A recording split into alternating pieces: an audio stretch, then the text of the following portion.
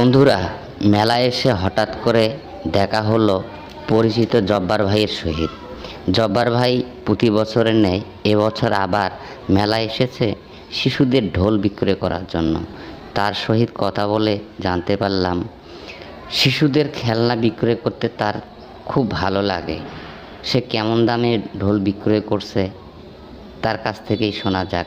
চলেন তার মুখ থেকে শুনে আসি। রত্নমেলায় ঢোল কত করে বেচতেছিস?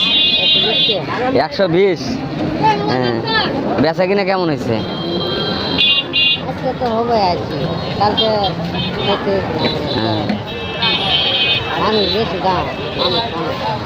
মানুষ তো আসবে সন্ধ্যের দিকে, সন্ধ্যের একটু আগে আগে।